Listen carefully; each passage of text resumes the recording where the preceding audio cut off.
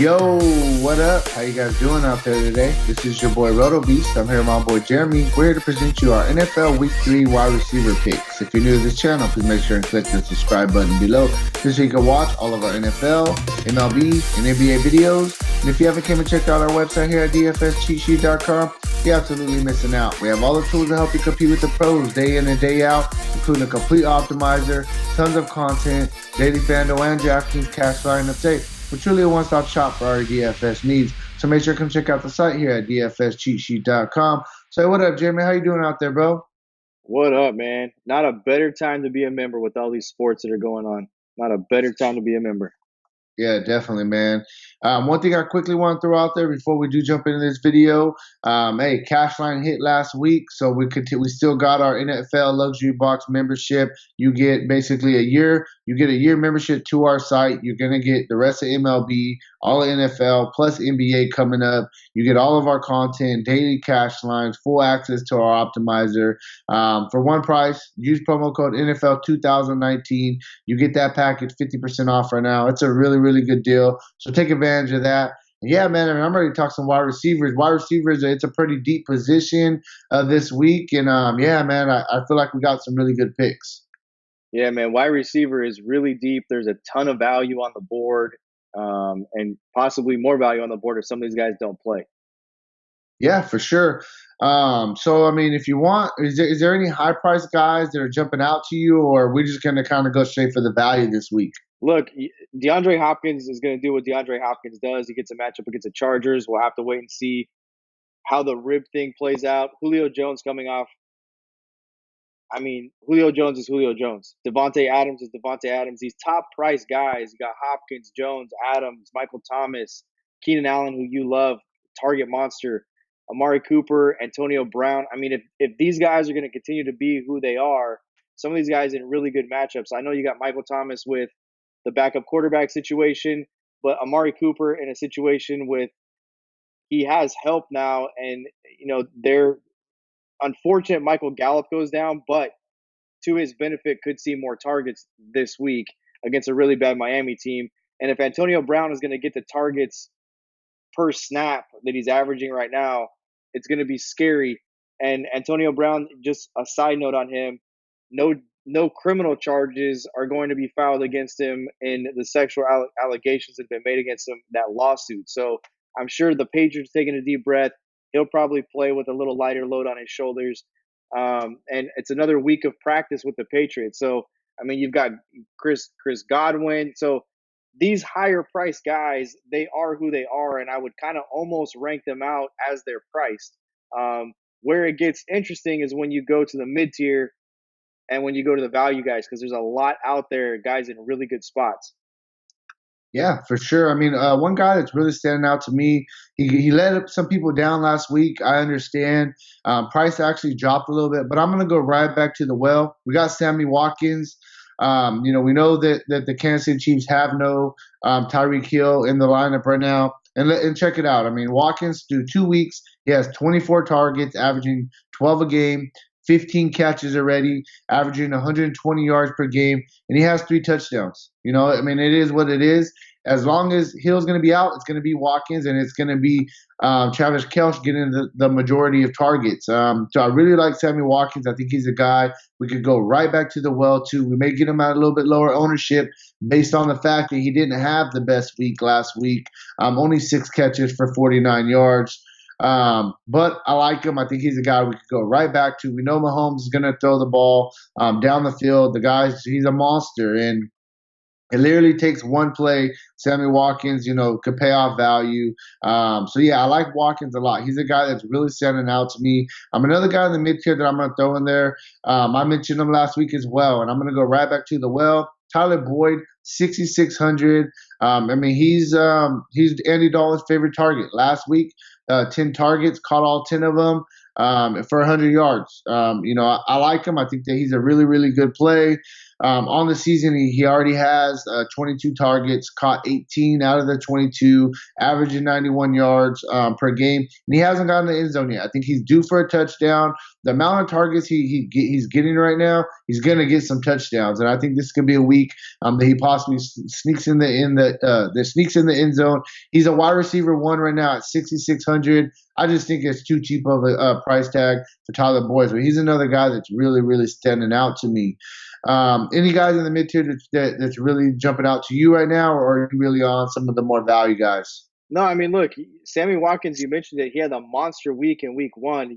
We said you can't count on that kind of a week every week. He did get more targets, 11 targets in week one. He had 13 targets in week two. So he was targeted more. He just didn't pay off like, everybody was expecting him to do. And it was kind of fool's gold to chase week one and the two explosive plays he had. Yeah, I mean, look, in the mid tier, there's a guy that you like a lot. I know an Adam Thielen at 7,000. You've got to talk about Kenny Golladay. Kenny Golladay is the number one wide receiver here. He caught 8 of 10 targets for 117 yards in Sunday's matchup against the Chargers. 19 targets so far, a touchdown in each of his first two games. We know what Golladay did last year. He's only 7,000, man. So, he's in the mid tier, a guy that I like. And then look, Calvin Ridley's only $6,500 on FanDuel. This seems like it's robbery. I mean, they've clearly, to me, showed that Calvin Ridley's the explosive play guy, and that's kind of what they're going to look for out of Calvin Ridley this year is the explosive play. They target him downfield. They target him on a couple. I mean, I think on back-to-back plays, they tried to throw it deep to him, and they just didn't connect. 10 targets last week, 6 targets in week one, 100 yards, 105 yards against Philadelphia, 64 against Minnesota, and that tough defense. A receiving touchdown in each of his first 2 weeks. At 6,500, it just seems like that is such a steal on a guy that's got the targets he has and the big play upside that he has as well. So, I mean, that's kind of the guys standing out to me in the mid tier. I just think Calvin Ridley's mispriced, to be honest with you. One more guy I want to throw out there before we kind of go to the cheaper guys. Larry Fitzgerald. I think he's a guy that he's a year older and he's doing the same production that he's always done throughout his career. At 5,900, I mean the guy's a very good price tag. Kyler Murray is coming out and just throwing the ball a ton. Larry Fitzgerald already has 24 targets through 2 weeks, averaging 12 a game. And he's getting the ball thrown to him a lot. He already has 5 red zone targets, so he's getting targeted in the red zone. We want to get some touchdowns. Haven't necessarily got the conversions that we want. He only has 1 touchdown. But as the weeks go along, he's going to get more familiar with Kyler Murray, and he's going to, convert on more of those touchdown attempts.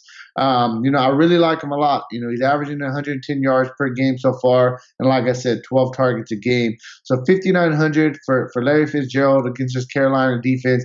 I think that he's a guy that we could definitely look at. He's underpriced right now for sure. Right. The last 2 guys in this mid tier that I'll talk about is, first of all, Marquise Brown at 6,100.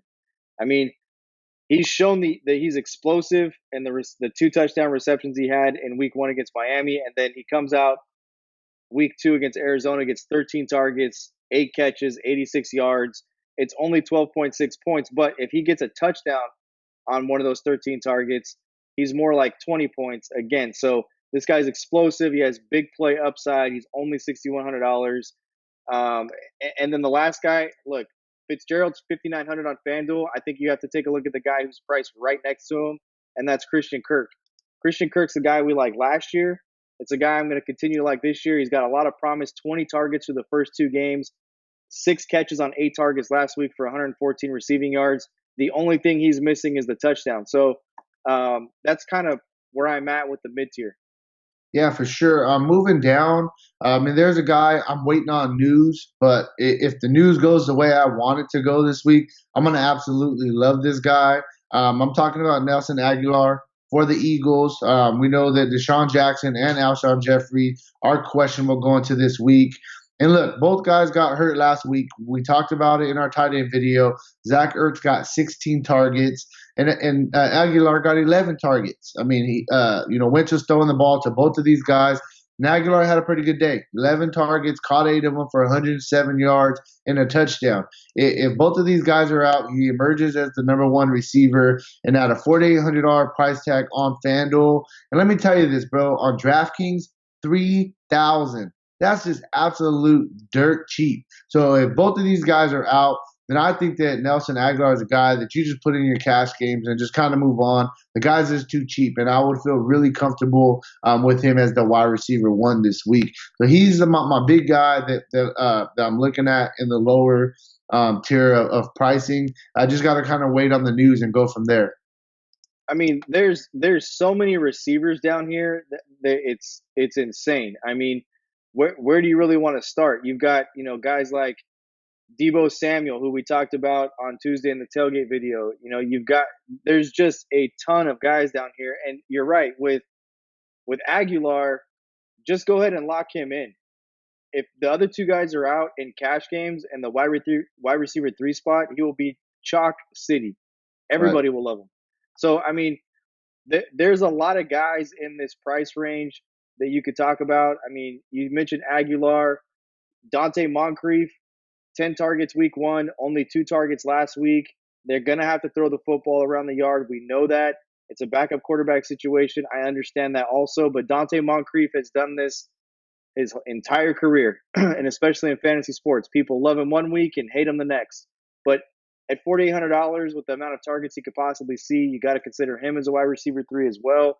Danny Amendola, a guy that you mentioned last week in the wide receiver video that you liked quite a bit, only had the 1 target. But the Chargers are a much tougher defense than the Arizona Cardinals are, and it's a little bit more of a favorable matchup, in my opinion, this week. We've seen Philadelphia be shredded in the passing game in each of the first 2 games. So, that's obviously another person that's deep down here. Who else you like? Yeah, I mean, another guy that I think you could throw out there. Everybody was on in week one, and last week he didn't get much love. It was D.D. Westbrook. I think he's another guy that you can throw out there as well on the lower end for sure. Absolutely. I mean, and then look, $5,300, a guy we talked about quite a bit last week was Randall Cobb. 6 more targets, 5 more catches, only 24 yards. But I mean, you add a touchdown to that, and he's at the 13, 14 point output at a $5,300 price tag going against the Miami Dolphins this week. So, you know, there's a ton of receivers in this value range that are in really good spots. And I think you'd agree with this. We talked about in the tight end video when we talked about defenses and tight ends, whenever there's a group of guys in the same price range and you're playing tournaments, build one lineup, trade that guy out with the next guy. So I think that if both guys in Philadelphia are ruled out, Deshaun Jackson is ruled out, and Aguilar is the wide receiver number one. He'll be the most popular wide receiver three slot in cash games and in tournaments. People will just go to him. I think that you just continue to build the same lineup and trade out some of these other guys. Whoever has the better day, obviously, there's the better lineup. Yeah, no, for sure. I mean, that's really where I'm at. I mean, that's a good chunk of receivers right there. You got anybody else that you want to throw out there before we get out of here? I mean, look, you got Marquise Valdez Scantling, a starting wide receiver at 5,300. I can go on and on, man. You got Marquise Goodwin, 5,400. Debo Samuel, 5,500 on FanDuel. And I mentioned Debo Samuel in the Tuesday tailgate. They truly believe they have a number one wide receiver. Last week, 7 targets, 5 catches, 86 yards, an explosive play for a touchdown. I mean, there's the wide receivers galore. In my opinion, when you start to build out your lineups this week, it's going to be about getting the wide receiver position correct because there's so much value there that you can really go get whoever you want everywhere else. Yeah, one more guy I'll quickly throw out there, just because you kind of mentioned about how Joe Flacco is throwing the ball like crazy right now, 40, 50 times a game. You can look at Emmanuel Sanders as well, 20 targets through 2 games, caught 16 of them. He already has 2 touchdowns. And he's leading the league right now in red zone targets with 7 already. So he's a guy that I think that you could consider. Yes, Green Bay's defense is a pretty good defense, but Sanders had a really good week last week going against the Chicago Bears defense that is very good as well. It's like if Flacco's going to throw the ball that much, there's going to be opportunities for some of these Denver receivers, and I like Emmanuel Sanders. I think he's another guy at 5,700 that's underpriced at a wide receiver one position as well. Absolutely. So, I mean, that's where I think we're really at with this wide receiver video.